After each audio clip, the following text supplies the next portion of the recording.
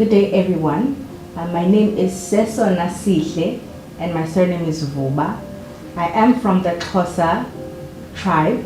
The name means the most beautiful. I am a personal assistant to Tina Liu and also an administrative officer. And I also help her with HR duties, meaning fixing files, and also admin, procurement, having to see everything in the offices in. Because I was awarded a scholarship in China by the Chinese government and also the Higher Department of Training in South Africa. So normally what they do is every time there are new graduates from China, they try to gather us all and give us a platform to go to job fairs. And I was very fortunate that CBMI Construction at the time was able to grant me the opportunity to work as an administrative officer in 2019. There's quite a variety, a lot of things. Having to go to job creations, I think there's plenty. Many of our youth in South Africa are jobless. As we all know that there's a high unemployment rate in South Africa. So having China coming, or let me be specific, CBMI SA or CBMI Construction, many thousands of the youth are now enrolled in a job which they can say, I'm able to come and feed my family. To speak for myself personally, as I have mentioned, I think in question 1, I didn't mention that I did enroll in an online course from the University of Cape Town, and the course name is HRM, Human Resource and Management. So I think from where I stand, and having to be at CBMI SA for about 4 years now, it gave me a broader view of how one has to manage the company, how one has to understand the employees, and how one has to be there for the employees. As I have worked alongside Tina Liu, she gave me an insight of how to manage files and the employees. And as for other employees, given the respective field that they are in, CBMI SA does give courses to them that will enlighten their ideas and enlighten their skills.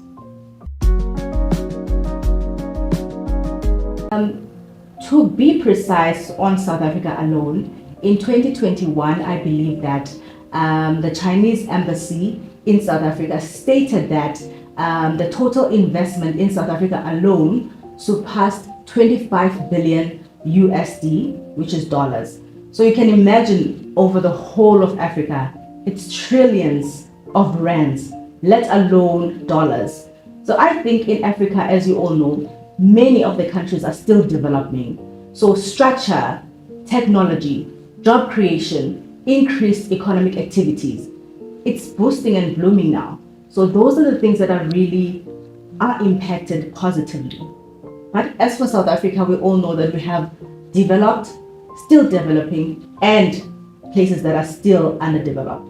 So it's so beautiful that China can come and help us in this regard, and we're also able to learn a lot.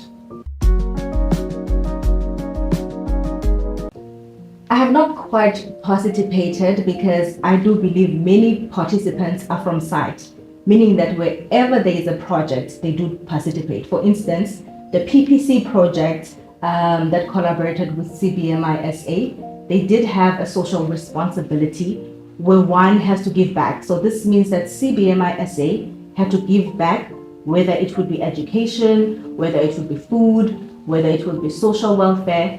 So I myself have not been there physically, but I know that the company has participated in many. I think so, because when one has to come in a Chinese enterprise, they know you have to move, you have to be very fast, you have to think very fast. So I do believe that one learns a lot, because I do believe at one point in South Africa, there tends to be a very slow movement. But when you've been exposed and you've been to China, like I have, I studied in China for 2 years, you get to feel that you have to make things move, you have to be very fast. So it's such a privilege for me to be working in a Chinese enterprise. And for those, my colleagues, I do believe that for them as well, it's such a privilege. I would say go ahead. They should work in a Chinese founded enterprise because now you're able to learn how to make the simple things in life, how to survive, meaning having to make your own bread, having to manufacture your own product. They will teach you because you know China is very hands on. They work with their hands. Whether it would be a billionaire knows how to make the bread. So I would advise them to go ahead and do it and not to only rely in the grants in South Africa. I do think by one, China and South Africa collaborate and trade. It's one of the biggest trading countries, both of them, in the world. So I do believe that South Africa lacks. I am saying this in the most positive way, but some South Africans do rely on grants, the government grant. But when you mix with China, that's when my previous question answer came from. Now you're able to learn how to do things by yourself, how to be an entrepreneur by yourself. Because let's face it, South Africa does have a high unemployment rate, and we do need people who are there to be entrepreneurs. So China is the best partner for South Africans to be learning from.